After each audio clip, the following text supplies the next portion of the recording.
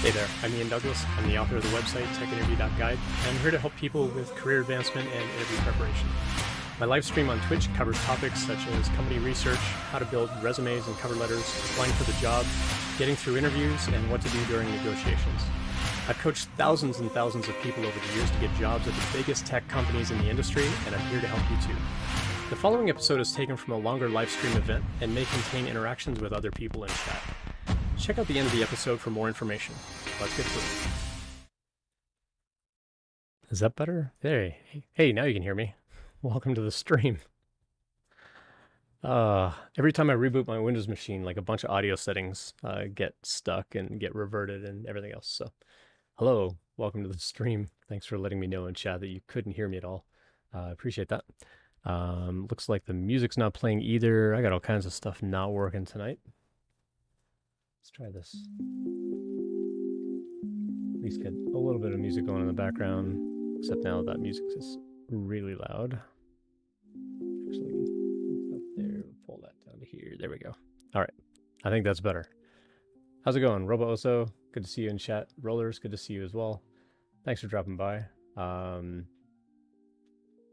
Yeah, so I was just kind of relating how I had a very busy couple of weeks getting ready for some stuff at work. We had a live event in San Francisco last week, and so there was lots of preparation time for that. Flew to San Francisco. I got like 4 hours of sleep every night because I don't sleep well when I'm in a weird place.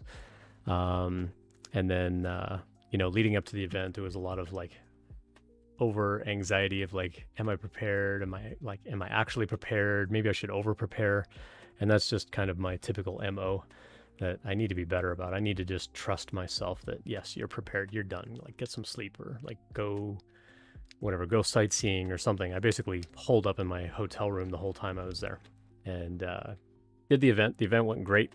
We went out afterwards and stayed out way too late after that. And so I was exhausted Friday. But Friday we met the director of Hack the Hood and gave them a check for $3,500. So that felt amazing. And then I submitted that to Postman, who I work for. And Postman is going to send them a check for another $1,500. So we're giving them $5,000 total, which completely caught them by surprise. Because when I first emailed them a couple of months ago saying, hey, I'm going to be in San Francisco, can I drop off this donation? It should be close to $2,000. And then I walk in, I'm like, blam, $5,000. And they're like, what? And so we had a really good conversation for about an hour. And went from there, met a friend at Google, and got to hang out at a Google office and talk business for a little bit and just other side projects and how I got into teaching and developer advocacy and things like that.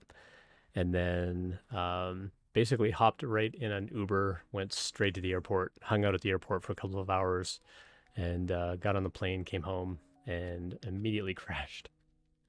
And then had to get up and start work for this week. Which led into doing some workshops and, well, a workshop and a technical talk for a conference over in Dubai. Thankfully, they let me do it remote. I didn't have to fly over there.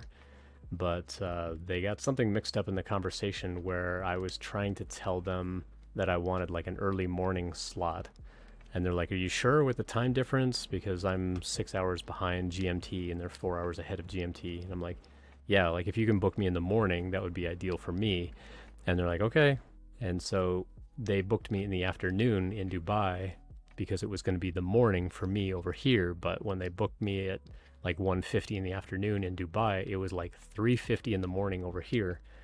So they misunderstood that I meant I wanted a morning slot on their schedule, which would have been late at night here. It would have been like, if they had scheduled me for 9 a.m., it would have been 11 p.m. here. And I'm usually up 10, 11, 12 anyway. Wouldn't have been a big deal.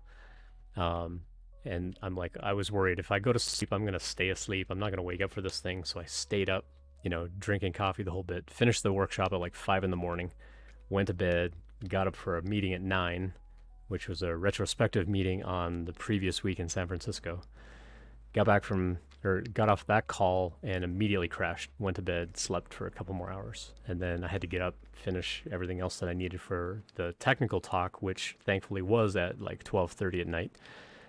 Stayed up for that and finished that, went to bed, and then I slept in today. Like I slept in hard till like almost 1 in the afternoon just because I needed it. My body needed it. So I took today and tomorrow off. I'm taking Tuesday off.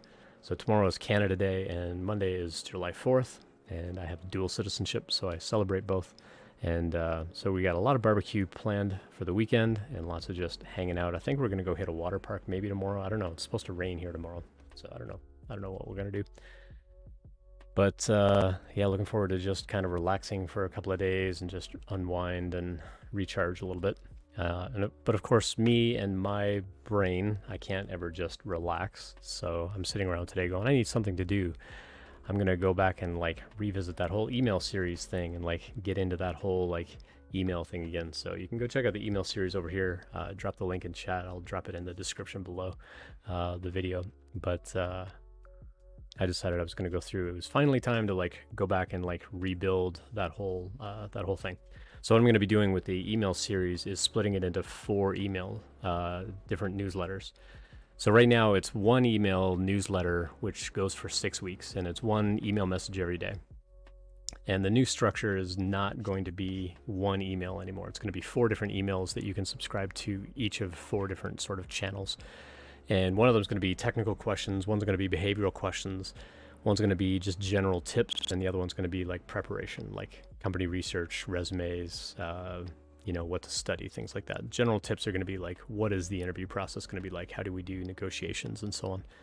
And then the technical behavioral questions is kind of self-explanatory, like what kinds of questions are you going to face as technical questions and behavioral questions. But I'm still going to be answering all the questions from that hiring manager's perspective of this is why we ask this kind of question, or this is why this kind of thing is important to tell us. And so I've got to go through and I've got to rewrite a bunch of those. So originally I only had about 35 messages because there's like one that comes partway through saying like, hey, you're like 1 month in, like there's a couple of weeks left, give me some feedback. And then the last 4 are just a recap. And so I really only had about 35 messages, but now that I've split it up into 4 mailing lists, each one is going to have like anywhere between 20 and 40 messages. So I've got a lot of the content. I just have to go back and like reformat it. And then I have to kind of rebuild the database of how you subscribe, because the other thing that I want to do with these emails, with the new system once it's ready, is let you set the pace of how often you want to get those messages. So if you want a general message every day, you can set that pace to 1 day. If you want a behavioral question every 3 days, then you subscribe to that one and you set that pace to 3 days. And then every 3 days, you'll get a behavioral question. Every day, you'll get a general tip, that kind of thing. So that's kind of how I want to let you control the pace of getting these emails. What I haven't imagined yet is how you can kind of go back and adjust that pace after the fact. And so I need to figure that one out a little bit yet. But for starters, I need to basically rebuild the whole database system, because right now it's just who are you and what message do you get next in the series. But now it's who are you, which series are you subscribed to, how often do I send you those? Is it time to send you the next one? And what is the next message in that series? So I've got a little more database structure to kind of build out for that. And I'm basically going to rebuild the whole like email sending system and all kind of stuff. So it's going to keep me busy. I don't know if I'm going to do too much of it over the weekend. I really do want to relax and like get off the screen a little bit. But, with me, I get a project idea in mind and I want to like go after it and like get it solved. Because I don't want to delay it too much. I've been kind of working on the emails and kind of thinking about that email system since like last summer, and I had intended to do it late last year, but then I ended up in a job hunt, and we all saw how that went. It took me 2 months for me to find a job, because finding a job isn't always easy, even if you've got lots of experience. And so I kind of put the whole thing on hold. And now that I got all the video clip thing, I think figured out, at least when I start my stream properly, then now that I got that going and we're actually getting the short videos up on YouTube and on the podcast every day now, we've got everything scheduled out through, I think, mid to late August now, just little clips and so on from previous sessions on the live stream. All that's been going well. And so the other thing that I've been doing is reaching out to people to have on the stream as guests. So I've been talking about that for a while. Hey, RC Mania, good to see you in chat. Been reaching out to people about, hey, come on the stream. So I've got Tiffany lined up. We don't have a date set yet, but she has agreed to be on the stream. and I've got, I think, 4 or 5 more people that have expressed interest in being on the stream. One of them is Taylor Dason, who does a daily stream on LinkedIn every day. So if you're on LinkedIn, you might have seen Taylor's videos. And so Taylor's agreed to be on here as well. So he's a big recruiter. He works at a big recruiting company in Tennessee. And so I'm excited to have him on here. I've been watching his videos for a while. He's got a lot of really good advice as far as like how to reach out to recruiters and how to talk to recruiters and how to find jobs and things like that. So he'll have some really good tips and ideas there. One thing that I am going to need for when Tiffany comes on the stream is she's agreed to come on and just help with a bunch of resume reviews. And so I need some resumes. So what I would like to ask, even if I've already recently done a resume review for you, if you could send me another resume.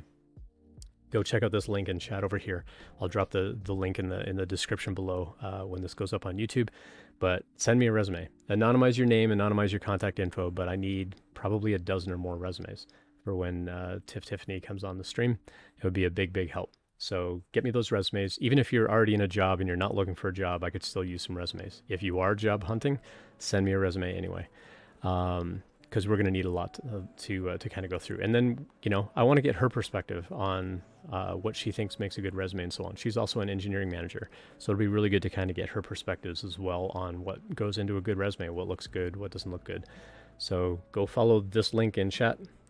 You can just go over to techinterview.guide/resume review and submit a resume over there. So if you can anonymize your name and your contact info, and just leave everything else on the resume as is, that would be a big, big help if you can start sending those over. And I'm going to reserve any resumes that come in between now and when we have her on the stream. I think I'm going to aim for the 14th because I think she said she wanted to do a Thursday night. So we'll see if we can get it scheduled. I think next week might be too early. I'm going to aim for the 14th. I won't be streaming on the 21st. I've got a work event that I'm going to locally. And then I'll be back on the 28th for sure. And I'll be streaming every Sunday, but not everybody's going to be on the stream on Sunday.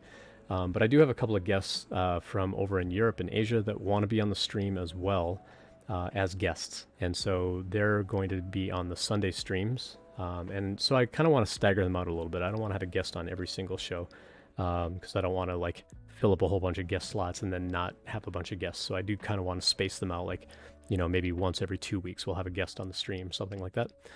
Because I think it really is important to hear different perspectives and thoughts and things like that. So I'm excited to have different people on the stream. And so if you could send in those resumes, it'd be a big help.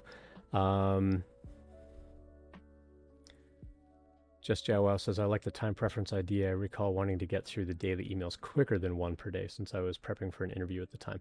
That's interesting to think about too. And I thought about doing could I let you send in a fractional amount, give me 2 per day or 3 per day and figure out when during the day to send those out. But the logistics of sending out multiple messages in a day is actually a little bit heavy.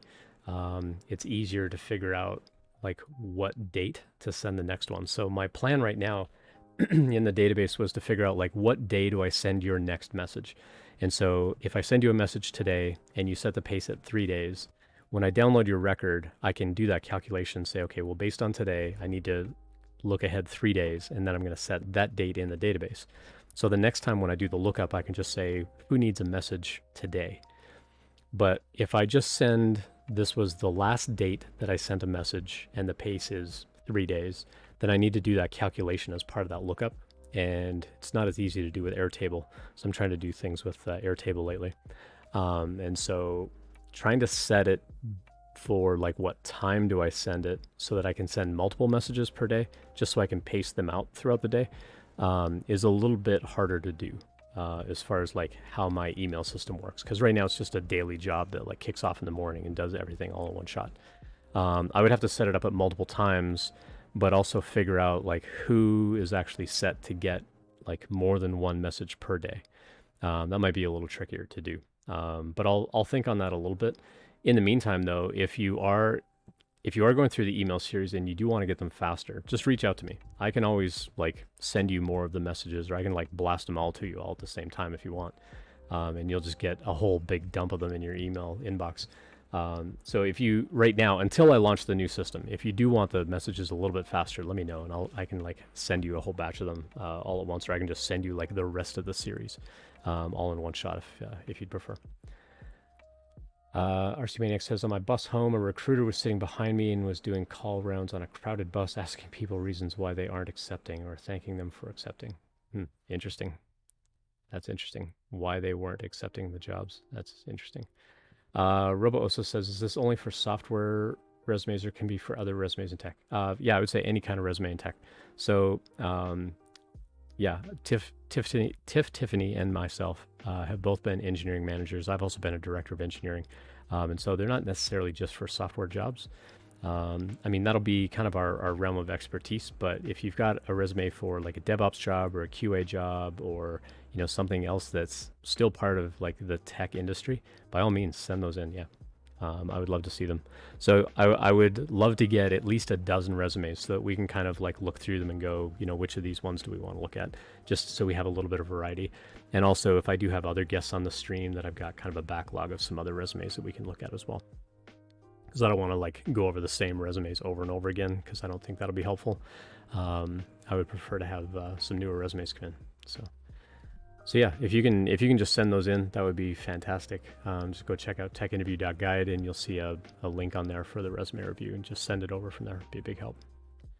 RC Maniac says, I'll re-upload a resume I used to apply for my current job, and I'll ask a friend who just redid theirs. That'd be fantastic. Yeah. And don't worry about like, oh, it has to be perfect. Like, it doesn't have to be perfect. We just want to like give tips and ideas on like, you know, what we would change about it. So yeah, don't worry about like cleaning it up or anything like that. Like, let us tell you like what we would do to clean it up. That's really the goal of the resume review session. So cool deal. Hope everyone else is doing good. What else is going on this week? Anybody got any interviews coming up? Any sort of preparation kind of stuff? What else have you got going on these days?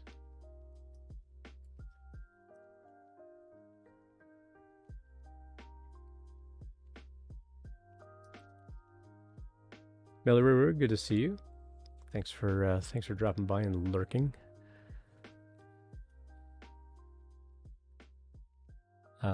Let's see, Miller, you sent me a whisper on Twitch. I think I answered you back, right? Yeah, I sent you an answer back. Let's see what else has been going on. So yeah, so I'm basically going through and I'm rebuilding the database for the subscription system for the emails, and then going through and like getting the new content prepped. I've got a little over a third of the content done. I've got all the content written. I just have to go through and like reformat it and do grammar checks and spell checks and actually format into the into Markdown and stuff that I need. But everything's pretty much written up. I've got a few more bits and pieces that I want to add to some of them, but second week of the new job and loving it. Woohoo, that's great. Tell us about the job. What kinds of things are you learning? What's been the most exciting part of the new job so far? I'm always interested to kind of hear what people think about like starting a new job and so on. The other thing that I'd love to hear, Miller, or just some advice I'd love to kind of drop for you if you don't recall from other streams, is get a notebook of some kind and just write down like a ton of like what you do every day. Like literally write down like, I worked on this, I learned this, and then get other people to like check that from time to time. Like, I went through the system and I wrote out this system diagram kind of thing, or, I was trying to learn about this thing and this is how I think it works. Is this accurate? And just get some feedback from them on that kind of stuff. I think it's a really great learning tool when you are starting a new job. Robo also says, working on my EdTech project in 100 devs. It's been tough, but I'm reaching out to other devs for help. Awesome. Very good. Very good. Tell us a little bit about this project, Robo Oso. I'm kind of curious, like, what sort of EdTech are you getting into? Are you building like a training platform, or are you like curating other content for learning particular topics or something like that? If you're willing to share, I'm always curious about education technology and like what kind of thing you're thinking of there. But it's cool that you've got a project idea and you're reaching out to others for help. I think that's fantastic. I've seen a few folks in 100 devs like posting on Twitter lately, talking about like keeping each other accountable and helping each other out and just really being there for one another. There's just a ton of amazing support in that community for one another. I think it's really great.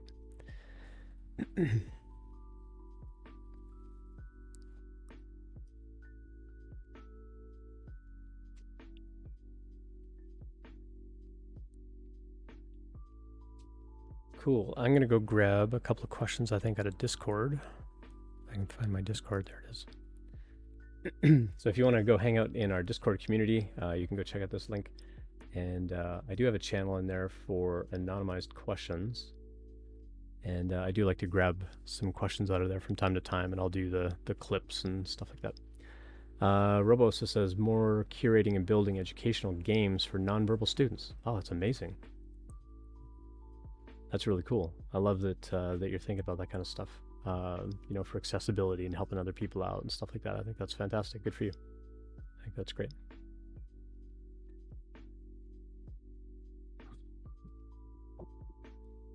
Melaru says, as much as I wish it was a software engineer job, it's a web content job. I work with a vacation home company, and right now I go into these mansions and play in the rooms. They have bowling alleys, video game simulators. What? That's amazing. It sounds so much fun. So, I mean, the web content job, I mean, that could easily turn into a software job. You just have to let them know that this is something that you're interested in doing so that you don't lose those skills that you've been building up. I think that that's really important. I think it's important that if you've got an interest in software and you want to do that eventually, you have to keep those skills sharp. You can't expect 6 months from now, a year from now to just kind of slide into that job and like you still remember all those skills. I did a mock interview recently with someone who had gotten a CS degree, did not get a job doing software, and instead moved into more of a product role, and then recently decided they wanted to get back into a software role. And so I was doing a mock interview with them, and they didn't do very well in the mock interview, to be honest. They really struggled. And I gave them a problem. It was like a depth first search algorithm or something, and they had no idea how to solve it. Like in their mind, they knew it was solvable. And I think that there's a bit of a psychological disconnect when you've been in the industry or you've seen other software and you know that something is solvable. It kind of gives you this false sense of confidence of like, oh yeah, that's solvable, I can solve it. Versus, oh yeah, that's solvable and I've solved something like that myself, and so I know I can do it again. Those are two different things. And so when I was describing the problem to this person, they're like, oh yeah, I get it. Yeah, no problem. I know what to do. And then they couldn't do it. And they asked for an easier problem. And so I gave them an easier problem, like a much, much easier problem. It was like a 2x2 grid where you're building like a dungeon map and you have to populate it with things, but you have to make sure that you don't put treasure next to each other on the map. And he's like, yeah, no problem. Yeah, okay, I can do this. And he started working through that algorithm. He's like, nah, I can't do this one either. And I'm like, okay, and you expect to go get a software job. And so we ended up talking instead, like, should he go into, like, should he stay in a management type of role, but move into like more of an engineering manager instead of a product management role? So we ended up kind of pivoting the whole conversation around like, what should he be doing other than software? And my thinking there is like, you can get a job as a software developer, but it's going to be a lot harder to kind of get those skills back because he had been in these other roles for 15 years and never kept up any of his coding. Like he wasn't sure how to do some things in Python. He knew that it was possible, but he didn't actually have practice. He didn't actually sit down and like practice this stuff out himself. And so it made it much harder for him to try to work through this mock interview. So Melaruru, don't be discouraged that it's not a web development job now. It could be, but you're going to need to find a way to like keep those skills sharp. So I might find like a little side project or something just to kind of tinker, just to keep the syntax kind of fresh in your mind of like how you do different things. It doesn't have to be like really huge, blown out of proportion kind of project, but just something where you can keep those skills sharp, I think would be really important for just basic JavaScript or like a full stack app, or testing, or whatever it is you're doing, like consuming APIs or writing APIs, whatever it is you want to do as that software job. Just try to keep those skills sharp. Find some way of like building that kind of stuff out. Melaroo says, my boss knows, but I don't think he would let me go in there. Well, then they're a bad manager. I mean, if they don't want to make that opportunity available, then they're a bad manager. Like that's their job, is to make those opportunities available. So hopefully that's not the case. Hopefully they'll be a little more willing.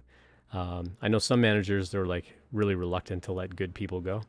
But at the same time, they need to be looking out for you as well. That's kind of their job. So Do I have any resources for learning data structures and algorithms? I joined this one site, but after reading the stuff, it's hard to wrap my head around because I don't know how the algorithms relate to JavaScript. There's a lot of material out there. There's a really good book called Cracking the Coding Interview, and it goes through and explains a lot of these kinds of algorithms of like depth first search or just traversal algorithms like depth first search, breadth first search, binary search, but also looking at other algorithms like search algorithms and sorting algorithms, and then just algorithms around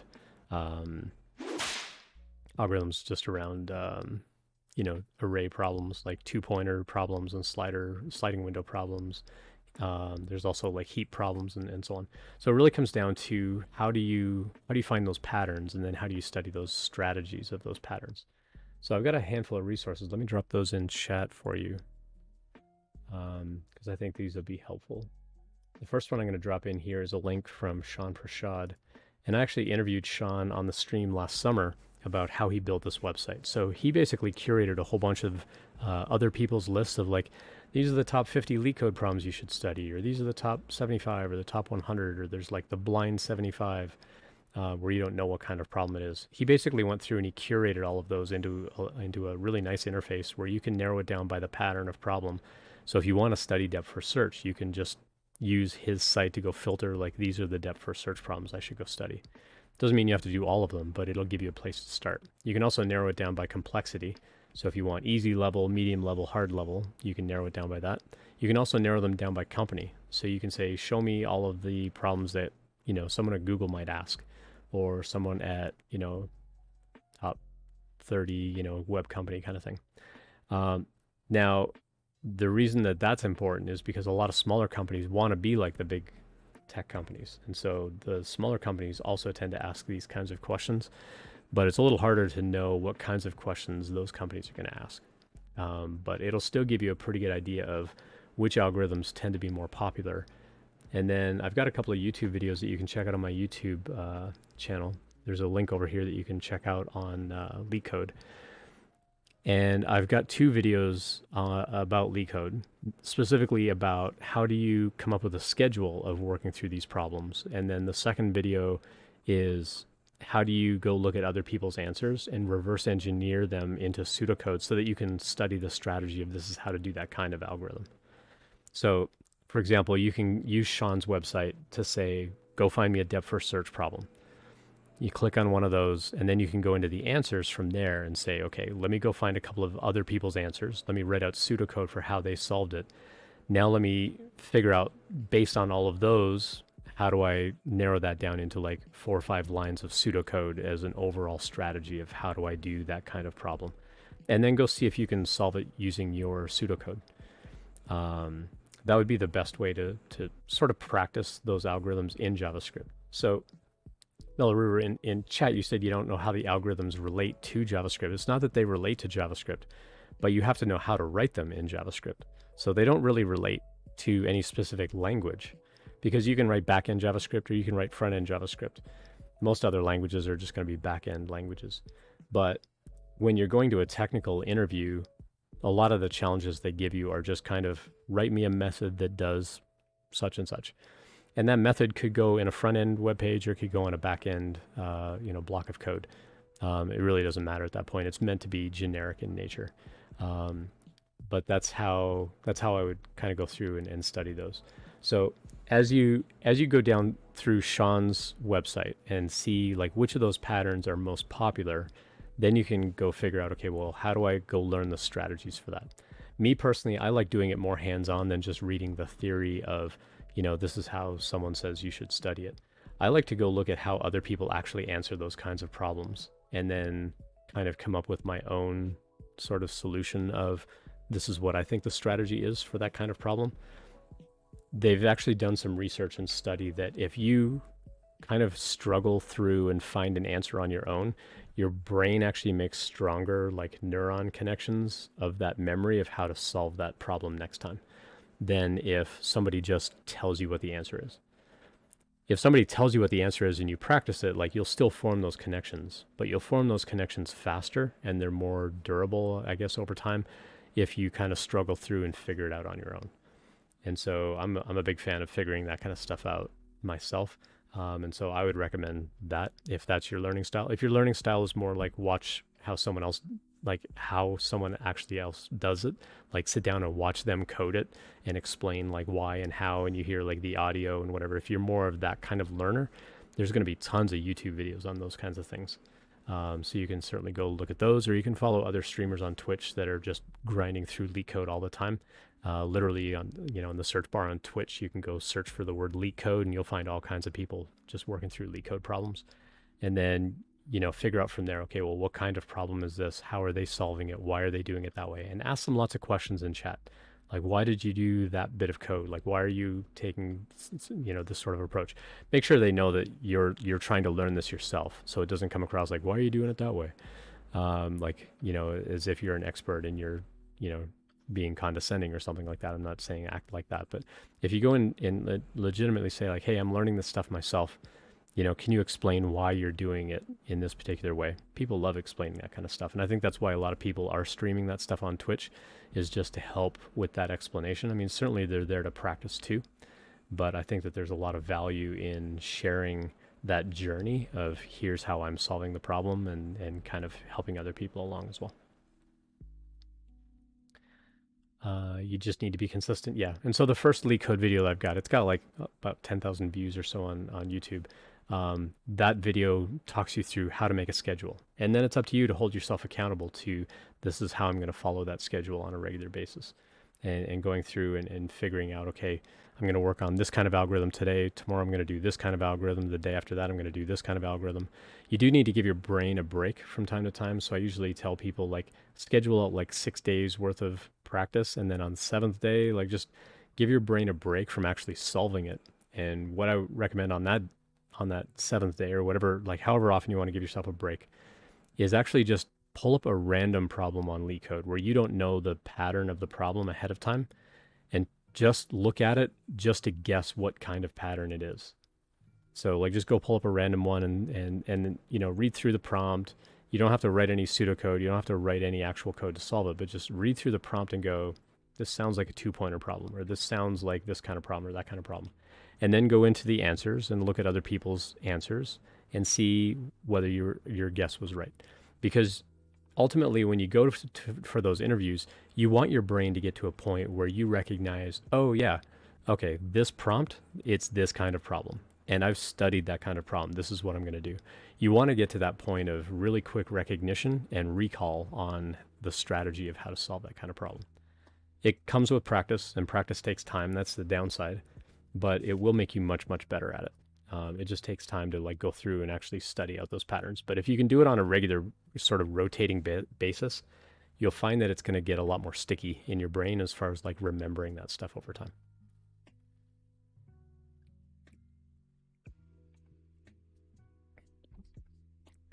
Cool. So if you've joined over the last couple of minutes, thanks for dropping by. I'm Ian Douglas. I'm author of this website, and I've got a lot of free advice and perspectives on being a hiring manager and a director of engineering in the tech industry.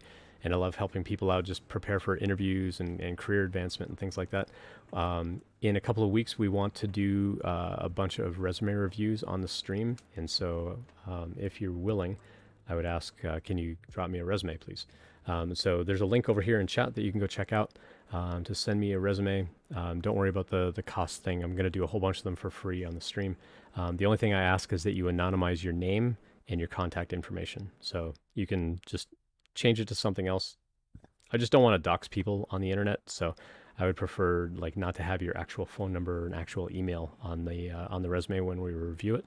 But if you could send in a whole bunch of them, I'd like to get at least a dozen so that we've got a bunch to kind of cycle through.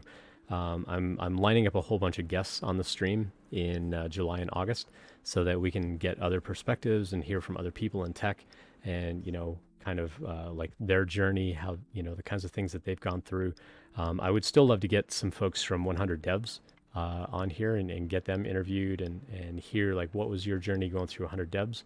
So if you're part of the 100 Devs community and you'd like to be part of the stream, send me a whisper on Twitch, or you can hit me up on any of the socials over here. I'm Ian Douglas 736 on Twitter, Twitch, LinkedIn, Instagram. You can DM me on any of those platforms and let me know that you'd like to be on the stream to talk about your journey into tech. And we'll talk about a time to get you on the stream. Cool. Otherwise, I think I'll go over to Discord and I'll grab some questions. But if you've got other questions on career prep, interview prep, anything along those lines, feel free to drop it over in chat over here. I'm happy to address those kind of as we go. Been going for about 40 minutes, so we'll drop into a couple of questions here, and then we'll wrap up for the night. We'll find someone to raid, but I'm going to probably stream for another hour or so-ish. We'll see. We'll see what kinds of questions. Sometimes when I say that, y'all start coming up and dropping really great questions, and 3 hours later, I'm like, I got no voice left. I think I'm going to stop streaming now. But yeah, we'll dive in on a couple of anonymous questions here.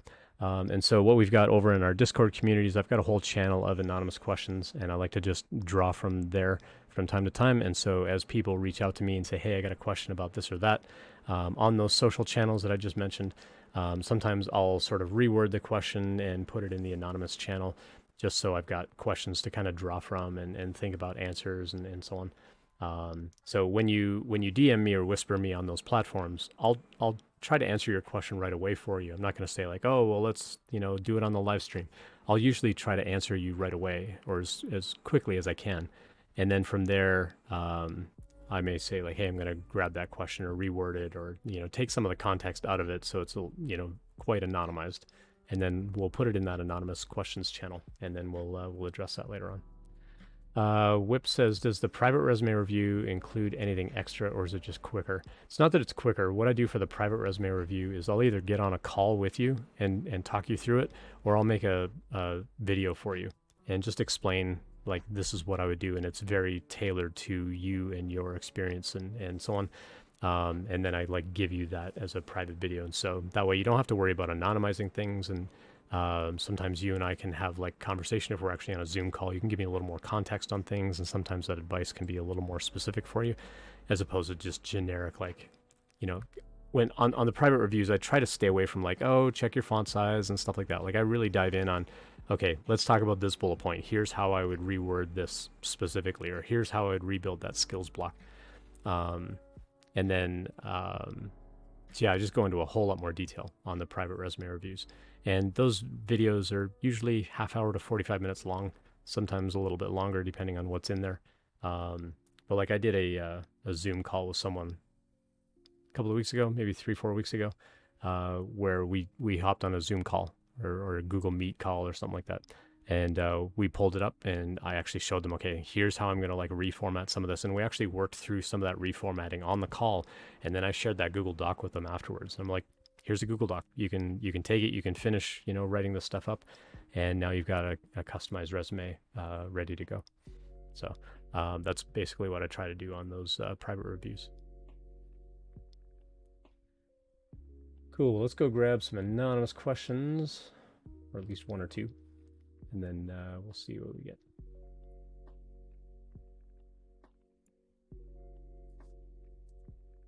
And I'll paste them in chat as we go. So hopefully the clip thing is going to work for us tonight. We'll see if it works. We had an anonymous question in the Discord community. Said, given 2 equally qualified job applicants, one from inside and one from outside the organization, how would you go about deciding which one to hire? As a hiring manager, my preference is always going to be to retain the talent that I already have, or retain the talent that the company already has.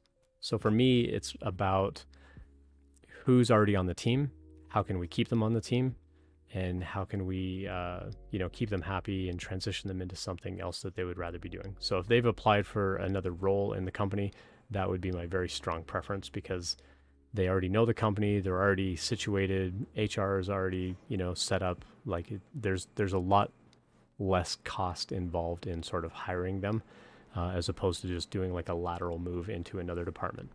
So as a hiring manager, that would be my very, very strong preference. Now, sometimes when we compare, people inside a company and outside the company, there are other factors. Like anybody coming in is also coming in with kind of a fresh outlook, and they're coming in with fresh perspectives, where the person from the other team, they know how the company works. They know kind of how we've always done it. And sometimes that's not necessarily what we want on the team either. We kind of need that fresh look at things, and we need that fresh perspective. And even if you're coming from a different department, sometimes you're still bringing that extra sort of I don't want to call it baggage, but you're bringing over those old perspectives of this is how we've always done it. And sometimes you want someone new on the team that's going to bring, uh, like I say, kind of that fresh perspective and fresh viewpoint on things. So, all things considered, I would prefer to keep somebody in the company, but sometimes hiring from outside is also important as well. So, if I've got a role that's open and I'm just looking for someone to kind of cover the skill gap, like let's say I lost a really good person, like a programmer on my team that was really, really good at communicating with a database. Well, now I have that gap on my team. So I could go post a job post and try to hire somebody who's got that same level of programming skill, but also knows about database skill to continue to fill that gap.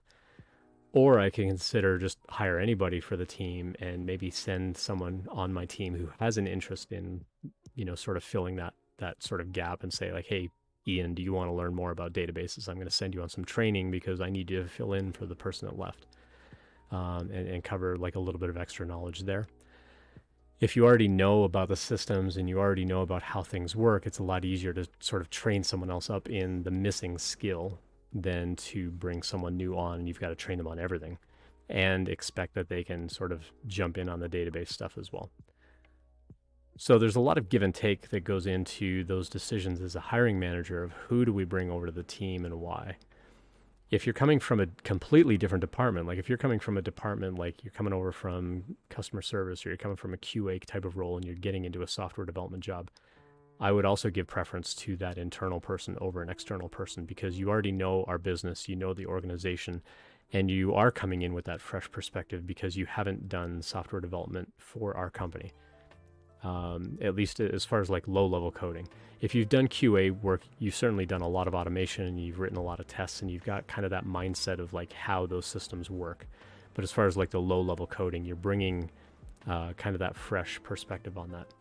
But at the same time, you also have this preconceived notion of how these systems work and how they communicate. And again, you're bringing that bias that's already inside of the company. And so as a manager, I do need to weigh that as a consideration when looking at my candidates of like, do I want to bring in somebody completely fresh who's going to offer those kinds of perspectives? I'm more likely to bring in somebody new at a senior level than at an entry level for those kinds of reasons. If I had a junior opening, that's not to say I wouldn't ever hire a junior dev, but if I've got a junior or somebody that wants to come into that junior role that wants to transition out of another department, I would certainly consider them. But it does depend on what I'm looking for in that role and what kind of skill gap I have on the team and how I want to fill that. It is a bit subjective and it is a bit of a case-by-case scenario. But as a manager, I have a responsibility to the business to do what's best for the business. And sometimes that means hiring outside because you're bringing in that fresh perspective and those fresh ideas as opposed to this is how we've always done it. But there is value in this is how we've always done it because you can hit the ground running much faster. There's less training involved. So it's not a great answer of it depends. I hate answering questions saying it depends. It really does depend on what we need on the team at the time. But these are some of the considerations I would go through as a hiring manager.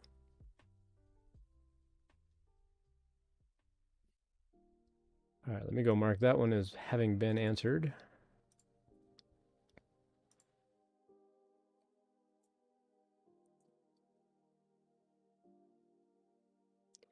Wow, it is the last day of June already. That boggles my mind. We are halfway through the year already. We are halfway through 2022. Kisa19, good to see you in chat. Today I'm feeling a bit down. I spent several hours trying to solve a free code camp code challenge. I couldn't solve it. I saw the solution and I think I would have never solved it. I'm sorry to hear that.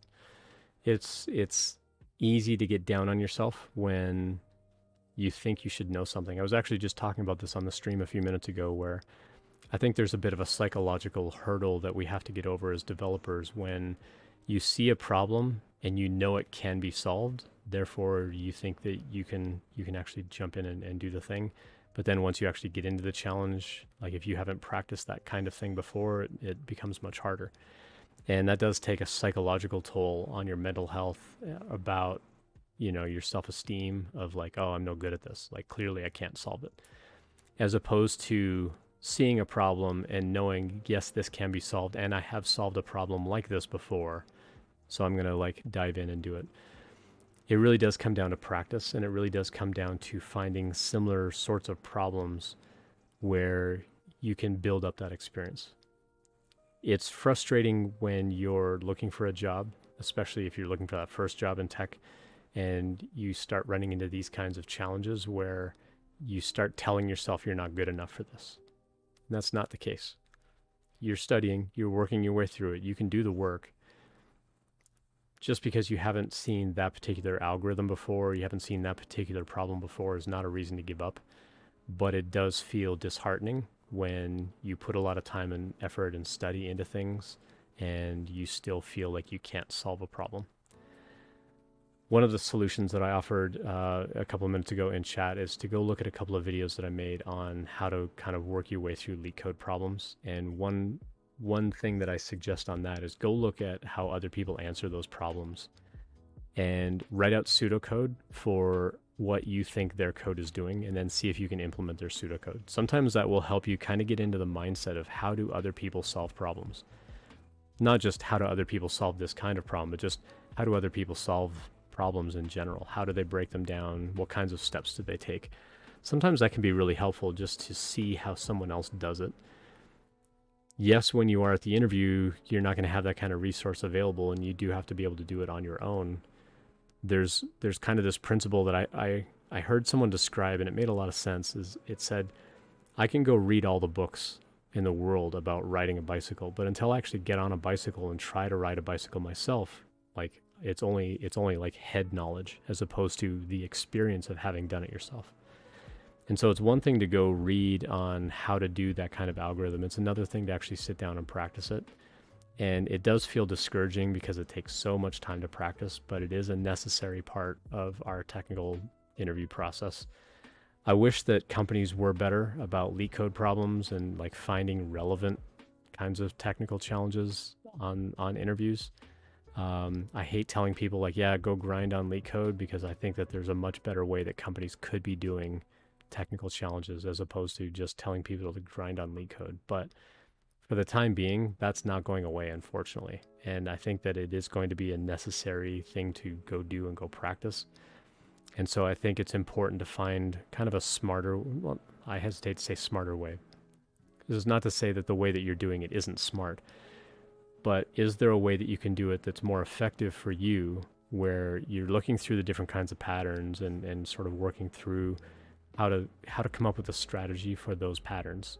Because you do want to get to a point where your brain recognizes this is that kind of problem.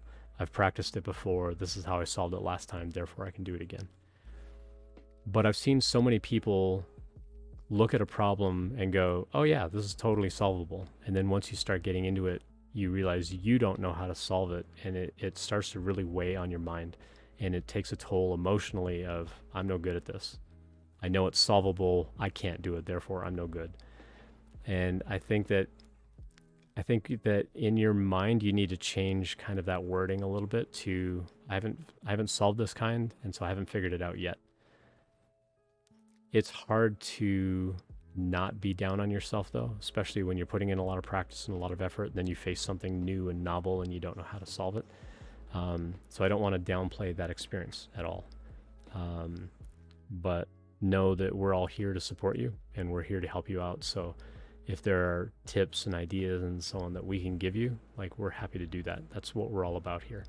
So maybe drop by the Discord system. If you're not already on the Discord system, maybe go drop by there. Let us know what the problem is and see if we can give you like some high level tips of like, go do this, go do that. It looks like you've already looked up the answer for that particular one, but sometimes I think it really is important to go look at how other people answer those kinds of problems and really understand how they broke that thing down.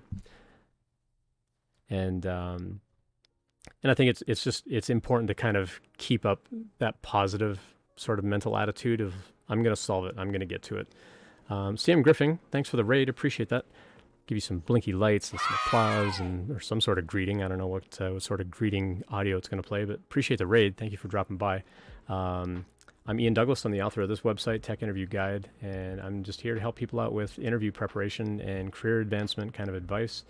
We do resume reviews on the stream. We're actually planning to do a big resume review kind of session, hopefully in mid-July. So if you've got a tech resume and you want to send it over, there's a link over here. The only thing I ask is you anonymize your contact information so we don't dox you on the internet. But yeah, thanks for dropping by. I appreciate it. Thanks for trusting my community with yours and vice versa. Thank you for trusting your community with mine.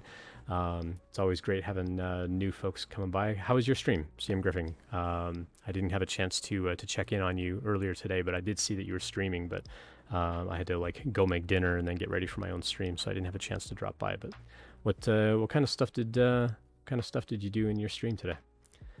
Kisu kind of followed it up in chat. It says, I tried that and almost always works, but this time they really got me. I need to practice more of that kind of problem.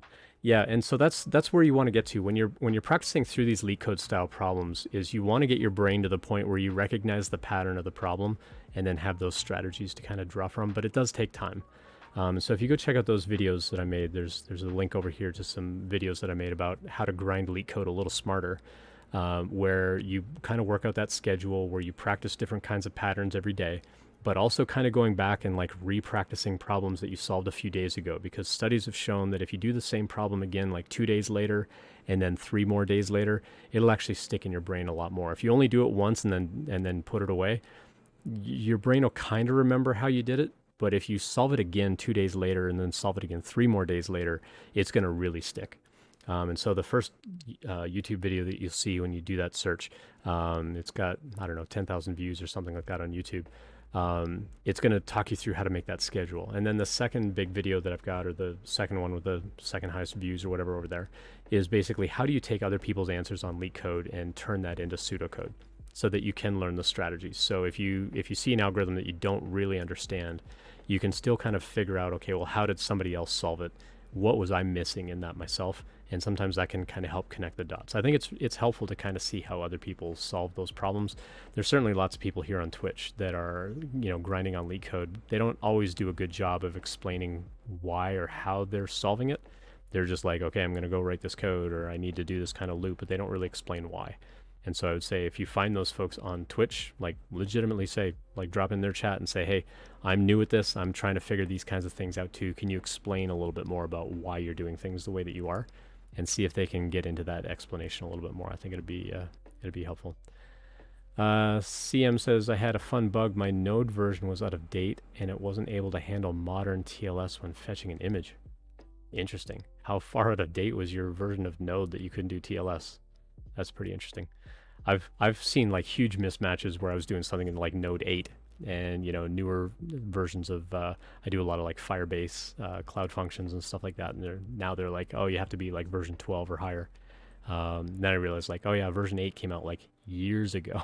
Like I should have been updating this all along. So hopefully it wasn't too much for you. Owen Codes, good to see you in chat as well. Thanks for dropping by. Appreciate all the raiders coming in.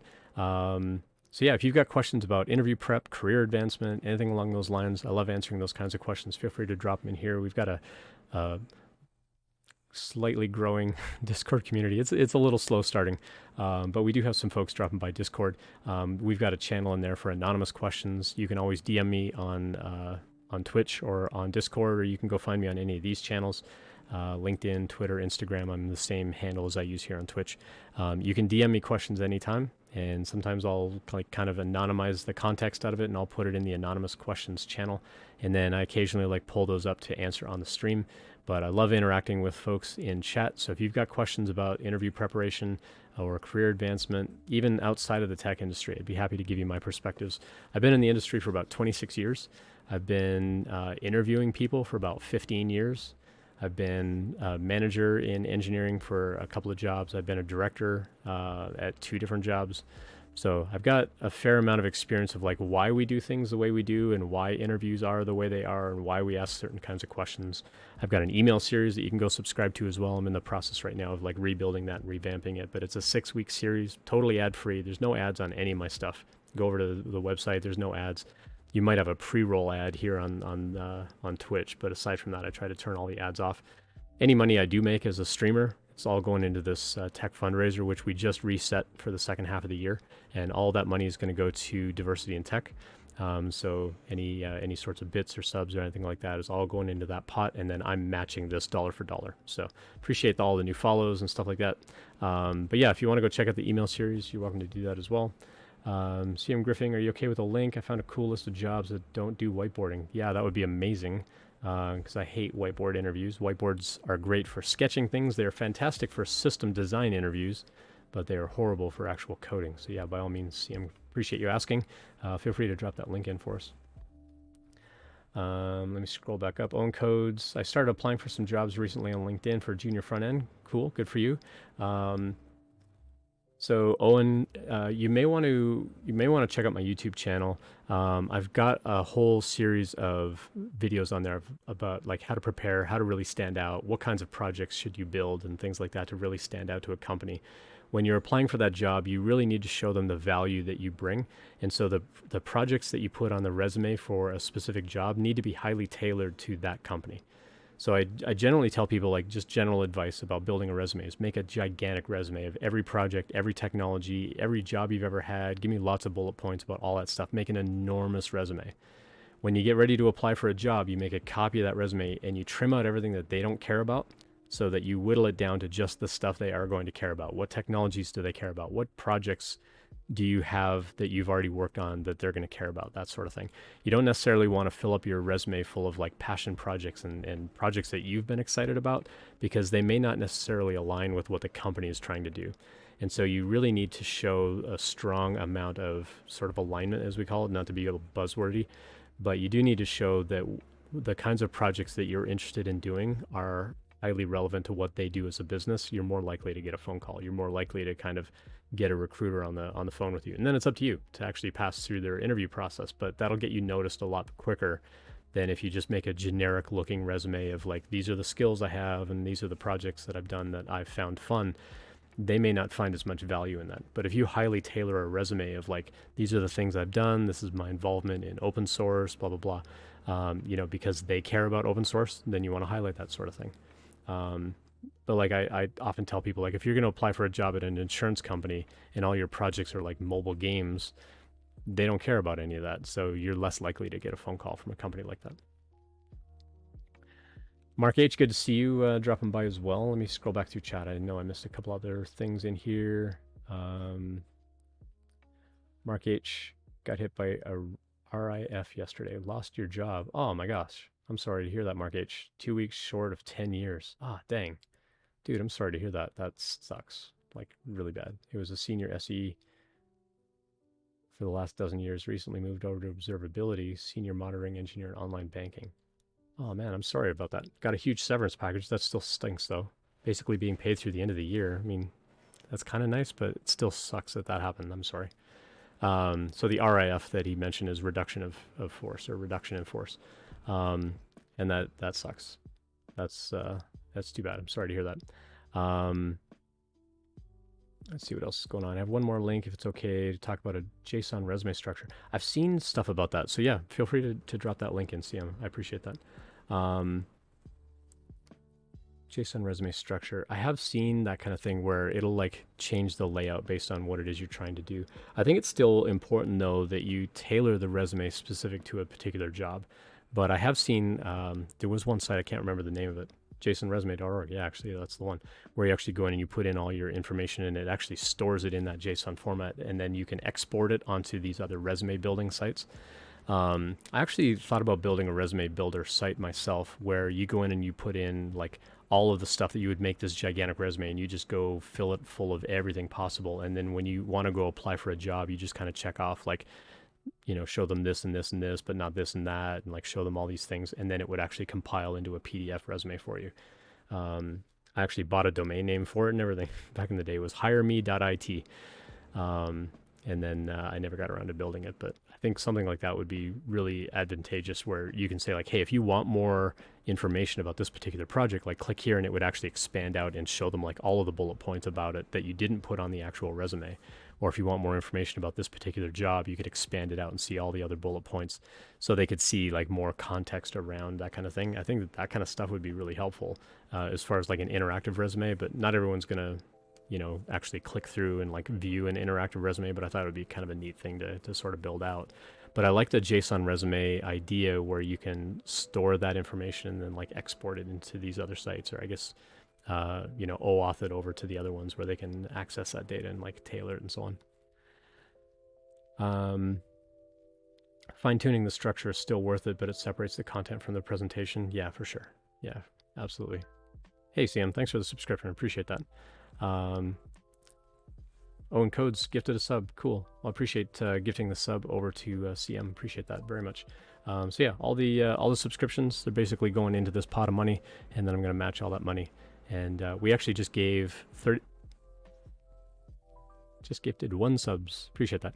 Or Owen Codes just subscribed. I got you. Okay, we're getting it figured out here. My notifications are a little bit behind, so.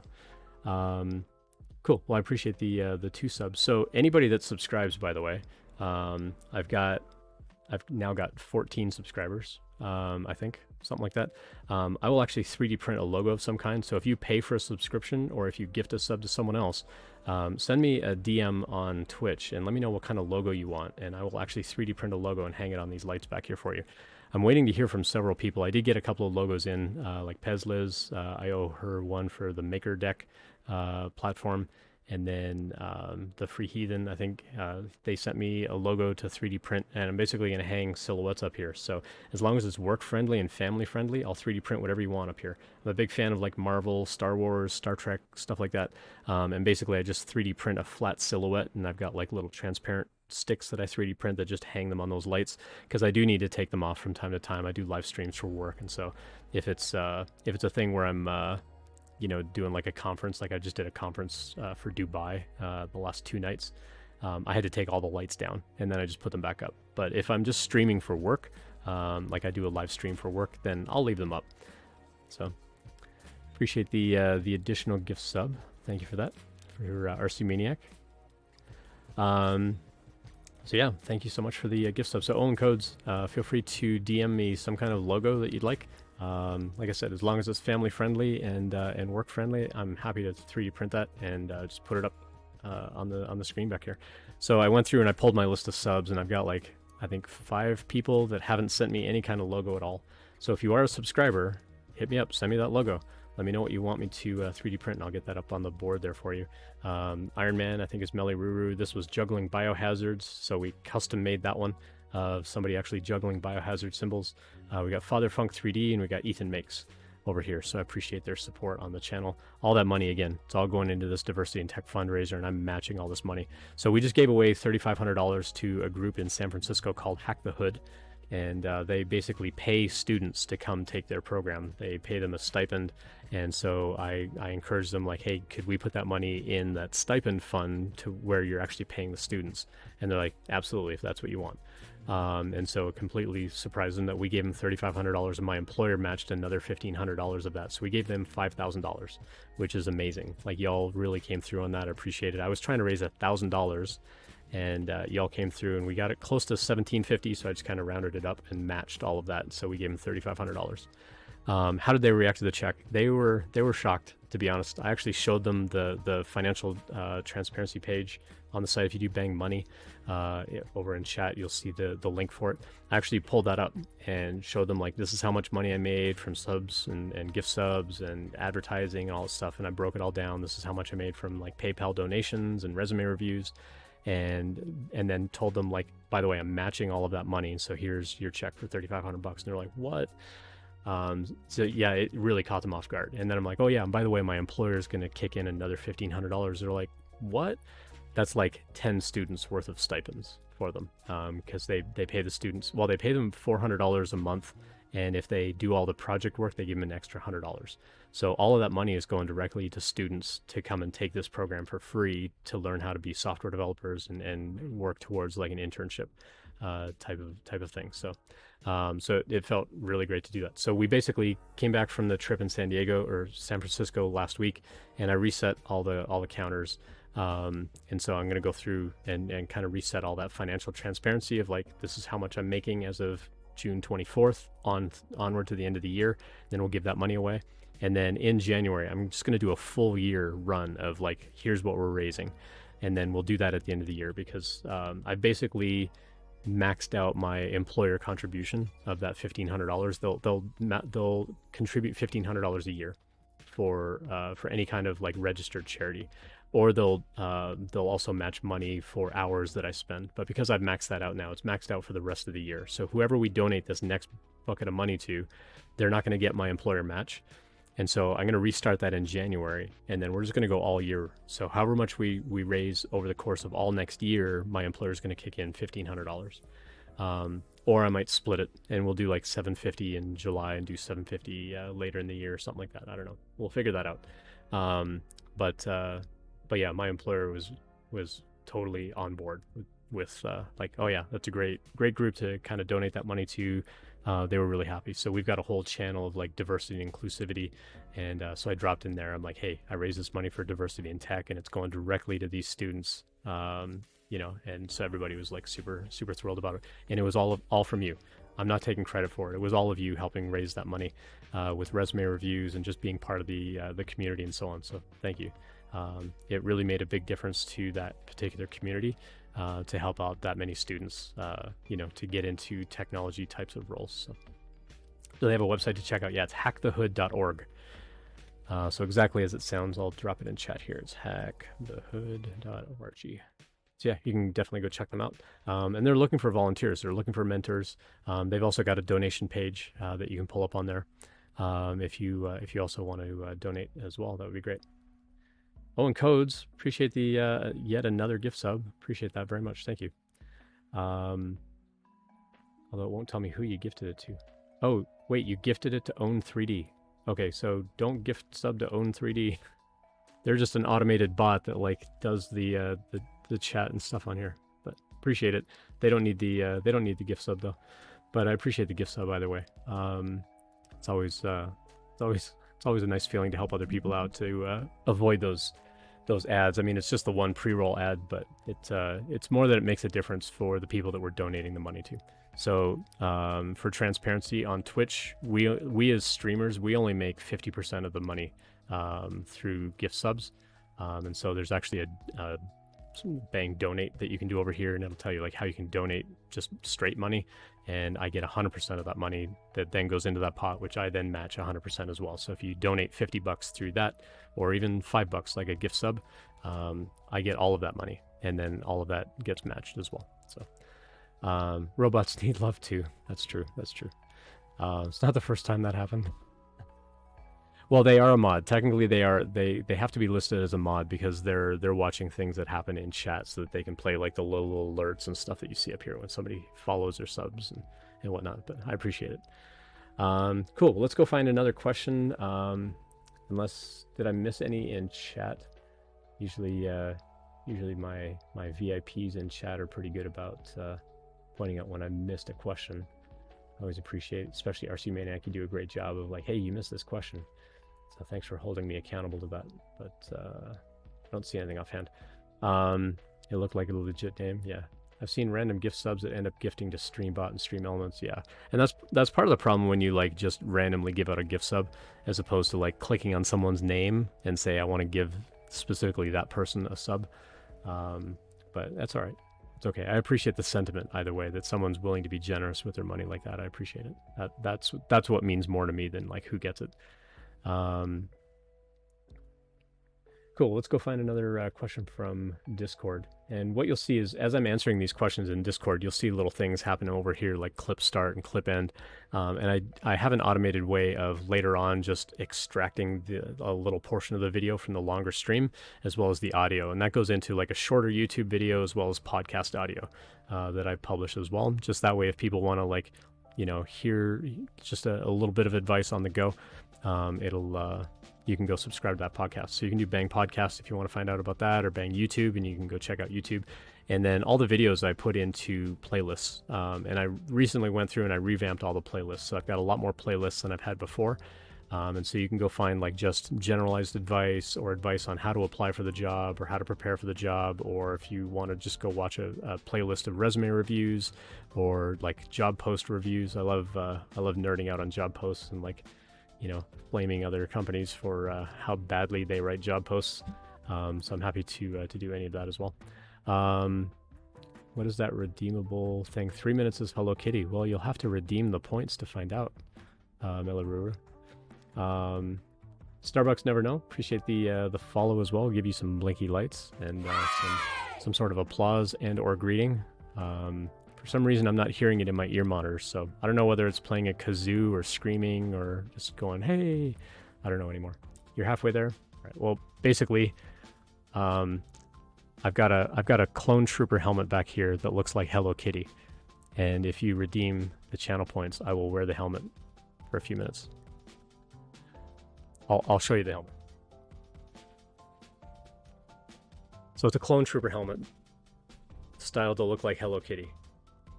It's pretty great. I do have to take off my glasses to put the helmet on though, and so it's a little harder for me to read chat. But this is basically the channel point redemption, as I'll wear a goofy helmet for a couple minutes. So I got that from Loyal Moses. If anybody knows Loyal Moses on Twitch, he makes helmets like this, and he had a Patreon tier where you could pay into that tier, and he would ship you a helmet. So I've gotten 3 helmets from him now. The first one was it like a Wrecker helmet or something like that? The second one was some other kind of unknown. It looks like a snow trooper kind of helmet. I don't recognize it. And then he had the clone trooper, and he had someone style it like a Hello Kitty, and so he was printing them in bright pink. And I'm like, I want one in a dark blue with a red bow. And so he printed this one in dark blue specifically for me, and it came out really nice. Like, it's a really, really nice finish on it and everything. I won't see anything. Well, it's not that I won't see anything. I can see without my glasses. It's just a little harder for me to read chat. Like, I can actually see it. Yeah, I can see chat okay. So if you want to make fun of me while I'm wearing the helmet, that would totally be all right. But it's a really nice helmet. It's a really fantastic sort of construction. It's a little heavy, and it does get a little hot wearing it for a long time, so that's why I made it a 3-minute redemption. Otherwise, like, I'd be dripping in sweat. I kind of want to like drill some air holes in the top of it or something to like vent out the air. Like, maybe I'll put some in the back of the helmet or something just to vent some of the air. But it's actually a really nice helmet. I need to put some padding in it just so it like rests properly on my head. Otherwise, it rests on my head, but it also rests on the bridge of my nose. So I need to put some foam or something in the top just so it kind of like at least gets it off my nose. But it's I would consider myself successful, and I subscribe to that tier for Loyal's helmets. Yeah, they're like, his helmet tier was like $100 a month or something like that. I was happy to do it to kind of support his channel for a little bit. But I wanted other people to get in on the helmets too, and I was happy to support his channel by actually giving away some printers and so on as well. So we've been giving away 3D printers on his channel and other accessories and stuff like that. So that was a little more fun for me, so I decided to go that route instead of the helmet tier. But I still really appreciate his channel. I'm happy to help him out there. If you want to go cuckoo, get an aquarium air pump and run piping air in from the back. That would be an interesting thought too. Yeah, have something that can kind of cycle the air in there. That would be nice. Actually, yeah, cycling in cold air would actually be kind of nice. Like, maybe just get like a cup of ice or something and just have it pull the air like over the ice or something like that. Yeah, I'll have to think on that one now. Maybe that'll be like maybe that's what the little can is that they wear like on their lower back. Like when you look at the Stormtrooper, they have that little can on their back. I wonder if that's what it is. Could be something like that. Who knows? Anyway, let's go grab another question out of Discord. And actually, that one we've already answered. So I'm going to mark that one as answered.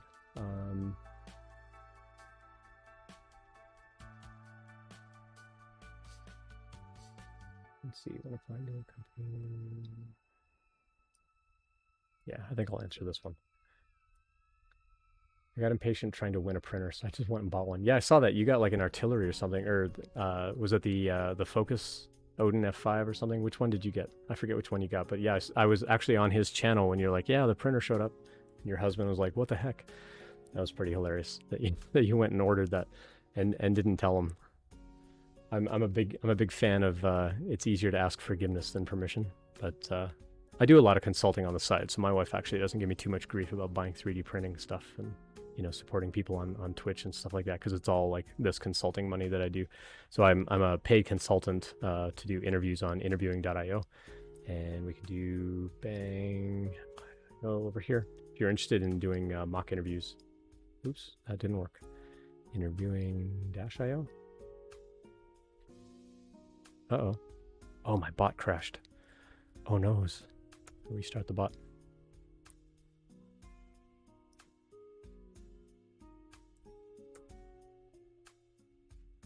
Uh-oh. I have a bug in my bot. Let me go figure out what's going on with the bot, and then we'll get back to this. So I need to fix a few. Oops, that's not it.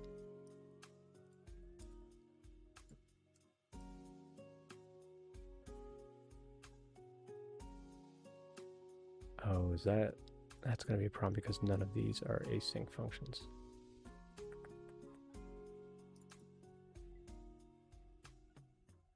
All right, let me fix some code here real quick.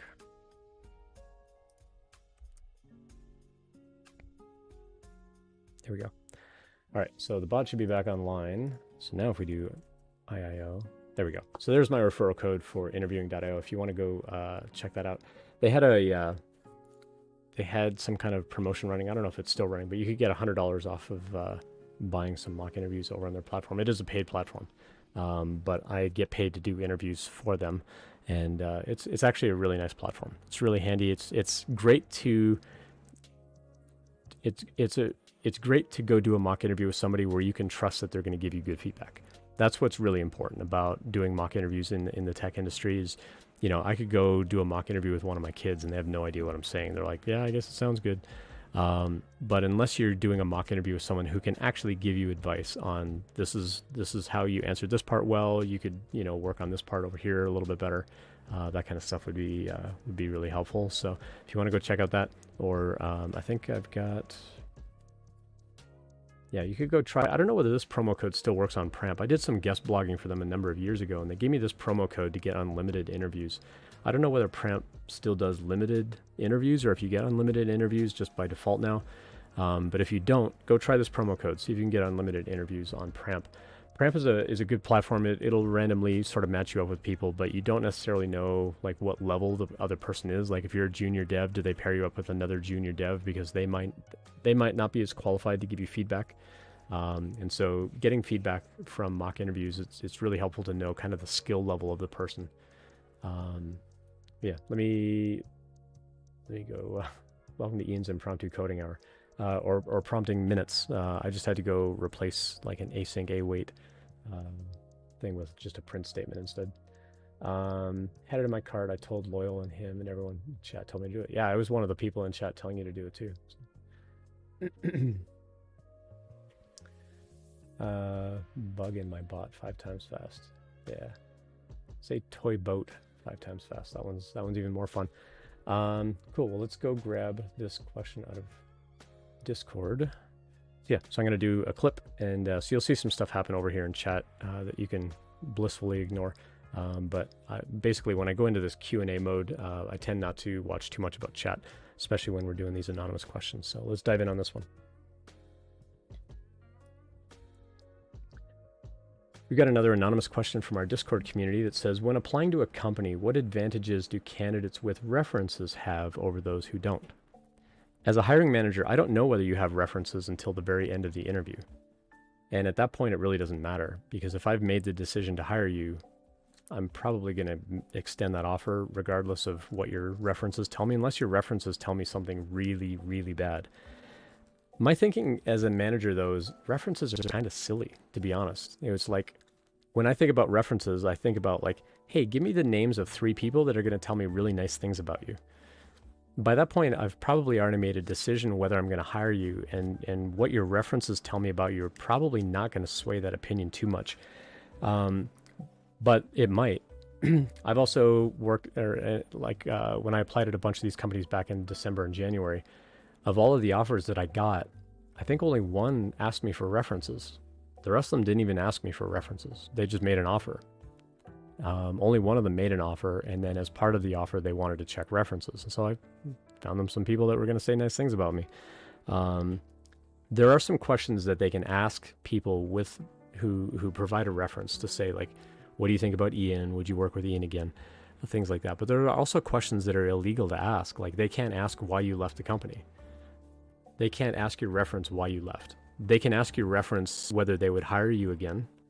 And that's kind of a way to sort of cheat around that question, because if you got terminated, if you got let go, I'm not allowed to ask, like, why did you leave? And they're probably not going to say, oh, we fired them for reasons. They're not going to disclose that. And, so, and there are questions as well that are just straight up illegal to ask. So there are certain things that they can't ask, but there are things that they can ask to kind of get around it. And one of those being, like, if you were to start a new company, would you consider hiring them again?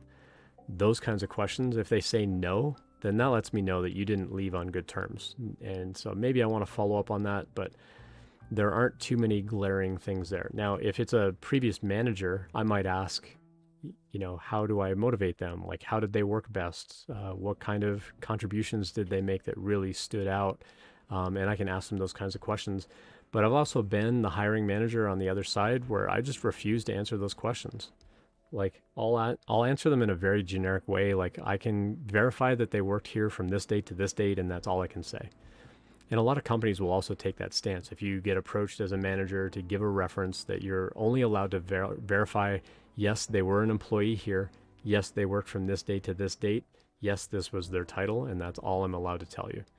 And that's all they can ask. They can ask all the questions they want, but if that's all I'm allowed to tell them from a company's perspective, then they're not going to get anything more out of me. So there are limitations, and that's also why I think that making these reference calls is kind of silly sometimes. Now, you can get some character aspects of, like, what's their personality? Did they work well on a team? Did other people on the team get along with them? You can ask those, but again, not every company is going to be willing to allow managers to answer those kinds of questions, or the manager might just say, like, hey, if you really need answers to those, let me redirect you to the HR group, and the HR team can, look through reviews and so on to try to answer those questions for you, but I can't give you an answer to that. It sounds like you're kind of dodging it for maybe bad reasons. And so if I were making a call and the company was unwilling to, like, say even just whether or not you worked well on a team, if they won't even tell me that, it does start to sound a little suspicious, because most people are happy to say, like, oh yeah, Ian got along great with everybody, or yeah, everybody really misses having Ian around, or whatever. That always sounds good to hear that as a reference. That's not always going to be the case, though. And sometimes on those reference calls, you will get people who are very candidly honest about why you left and how well you worked on the team, but there are legalities about what you're allowed to ask. Now, if they volunteer it, and I didn't ask the question, but they're still telling me anyway, I can still make a note of it. Me personally, as a hiring manager, I've never rescinded an offer based on what a reference told me.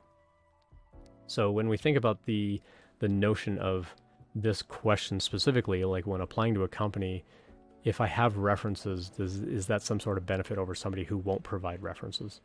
I would say if I'm asking you for references and you straight up refuse to give me references, that's a little concerning. It's not necessarily a deal breaker, but I might ask why you're not going to provide references. But if it is company policy that I get references and that I make some reference calls, then I'm going to ask you for them, and I'm going to expect that you're going to cooperate. If you've got a reason why, like if you've never had a professional job and you just don't have any references, and like you generally don't want to put like a family member or something like that, down as a reference, because of course your family's going to tell me great things about you. But if you've never had like a professional level job or anything like that, and you legitimately say, like, I actually don't have any kind of previous experience, I'm not going to have references to give, I've probably already seen that on the resume. And if I'm still pushing you for references, then, what's really my expectation, going to be out of that? If I've made the decision at that point to hire you, I really don't personally care about your references. If I think you can do the job, I'm going to hire you. That's how it should be in the tech industry. If you can prove that you can do the job, you should get the job. It shouldn't matter about calling references, but there have been circumstances where I wish I had called references and find out, like, what was that person's behavior? Did they work well on a team? And I've told a story on the stream before about someone who, started acting very inappropriately once we had hired them. and then we had to let them go like in less than a month of employment because they were kind of creeping people out on the job. It's like, okay, maybe we could have caught that ahead of time. And so sometimes when things like that happen, you kind of refine your process and go, okay, if someone on the team raises an alert of, hey, I kind of felt, kind of creeped out by this person, then okay, maybe I'm going to call their references. Most of the time, though, me personally, I'm not going to bother checking references because it doesn't make that much of a difference. But for this specific question, like, is it an advantage to have references? Not really. I mean, unless the reference is like a super famous person or somebody I already know or something like that, then I'm not going to bother calling the references. And like I said, by that point, I've already made a decision whether to hire you. So it's probably not going to help much one way or the other.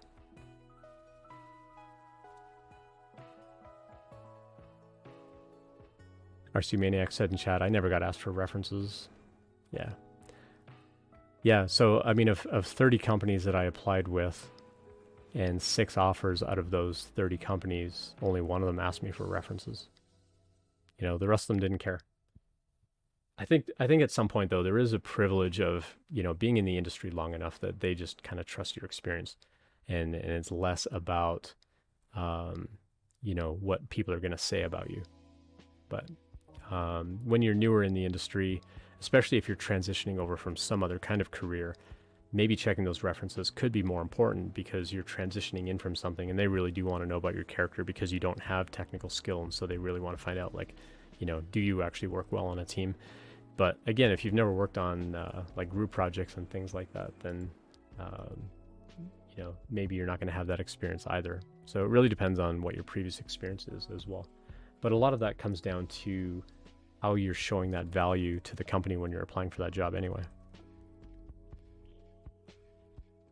Cool, I'm gonna go mark that question as being answered on Discord. Boom, done. All right, cool. So what else is going on tonight? Still got a handful of viewers. Yeah, if you've got other questions, other sort of feedback, I'm always open to feedback and taking topic of conversation, take topic ideas and things like that. Feel free to drop those in chat if you've got questions or want me to kind of explain anything about the interview process from a manager's perspective or director of engineering perspective. I'm happy to do that.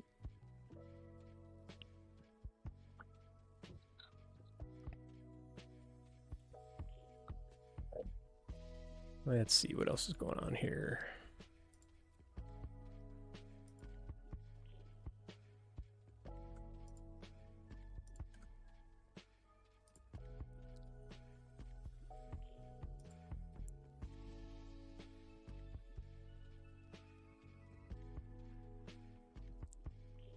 Just checking out who else is streaming tonight. See if there's anybody else doing anything interesting.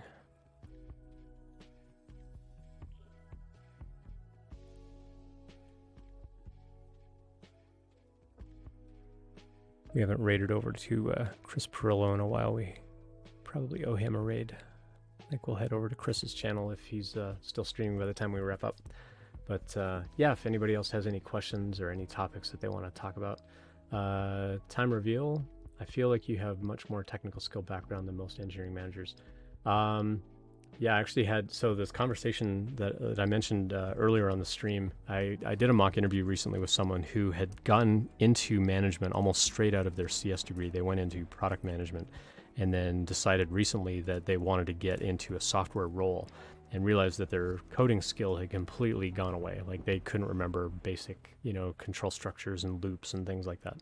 And so it was really hard for them to get through the interview. And so instead we ended up talking about, should they transition into being an engineering manager? And I said, well, the best engineering managers are those that have worked as engineers, because you're going to build up that trust a lot easier with your team if you can understand where they're coming from and why things are hard. Because I've worked at a lot of companies where management really pushes back when you say like, oh yeah, I can build that thing. It's going to take like 2 or 3 weeks. And they're like, we need it tomorrow. It's like, well, but it's really going to take 2 or 3 weeks. Like there's no way I can do it that fast and do it well. And then there's usually the consideration of like how, where do we draw the line of balance of quality versus quickly kind of thing. I've certainly worked for a lot of those kinds of managers over the years, and it does make it really hard. And so I think that there's there's a strong level of trust between engineering teams and management when the management has that technical background. So my advice to this person was, you've been in the tech industry for 15 years as a product manager, and you've done the people management side of it from the product point of view. So you can transition a lot of that skill over into being an engineering manager. But part of being a manager is helping people, advise them on career path and like how they can progress in their career. And if you haven't been a developer yourself, you're going to have a harder time talking them through like, hey, if you want to go down this path, like maybe go learn these skills, or if you want to go down this path, like let's, have you work on this project to start working you towards, that goal. If you don't have that type of technical skill, it's a lot harder to advise someone on that kind of thing. But yeah, I mean, I've been in the industry for 26 years, so I've been around the block. I've seen some things. That's where I got all my gray hair. Honestly, I'm only 48 and I look like I'm 68 because of all the gray hair. And most of it came from one startup in Santa Monica. It was a really harsh job. I literally, like when I left that job, I burned out to the point of almost leaving tech completely. And within a year of leaving that job, like my hair went really gray. And it was, you don't see it as much because of, it's kind of dark in here. I don't have the lights turned up as much, but yeah, I call them life highlights now. Not so much gray hair, but it's life highlights. But yeah, like my goatee went like really, really gray. Like my beard hair went really gray. Like all my hair, like on the sides, went like super gray. Some of it was having kids too. I mean, I'm sure they contributed. Here comes my oldest now. He's gonna probably punch me in the arm or something for saying that. But hello. Pug life. Anyway, but yeah, it was a tough job. Like I really burned out on that job, but also lessons learned. Like part of what made me a good manager was emulating good managers that I had, but also emulating what I wanted in a manager that I'd wished I had had, and just really like advocating for my team and advocating for what they wanted. And at one particular job, I had someone on my team and, we were doing like energy conservation, and they're like, yeah, I want to go join this other company and do like mobile gaming for like a, mobile gambling game or something like that. And I'm like, okay, we don't do anything remotely close to like game development, but if that's really what you want, then okay, like, thanks for being here. And my CEO was really pissed because they took a lot of like domain knowledge with them and a lot of like inherent knowledge of how we did what we did at the company. And we were losing a really great resource on the team. And I said, well, why keep him on the team though? Like, if he's not happy, if he wants to go explore something else, why force someone to be here if they're not happy doing the job? And so my CEO and I kind of didn't see eye to eye on that. I actually ended up leaving the company shortly after. Well, that person ended up coming back. They went and they tried the job and they're like, nah, it wasn't what I wanted after all. Can I have my old job back? And they're like, yeah, you can have your old job back. Like, you left on really great terms. You've got all this knowledge. Like, of course you can have your job back. But it felt really good for me as a manager to know that because I trusted them to like go take care of their career, that they knew that they could come back to that job. So that made me feel pretty good. And I think that that's what management needs to do. I think managers need to advocate for their teams. They need to advocate for the kinds of skills that you want to develop and make those opportunities happen. And if I can't make that happen, then I shouldn't be disappointed when you leave the company. If anything, if that's really what you want to do, I'm going to go find people that I know that can like help you out and like see if I can help find you that job, or, even just go explore it as a side project or something like that. If we've got the time and bandwidth to let you do like a 10% time project or something like that, like go explore that for a little bit, see if you actually like it. And if you don't actually like it, then, reconsider staying or finding something else, like, but see if there's something else that we can let you do, on the team or something to kind of help with those kinds of things that you're interested in. Cool. Well, let's, I think we're going to raid out. So let's go find, I think we'll go raid over to Chris's channel. Thanks for checking that out. I hope that you found it helpful. I always appreciate feedback, so please let me know what you think. I appreciate any subscriptions, so please tell your friends and colleagues about it as well. Check out the website techinterview.guide for more information about when I'm live streaming and all of my free content. Drop by a live stream anytime to ask questions or message me privately, whatever makes you most comfortable. See you next time.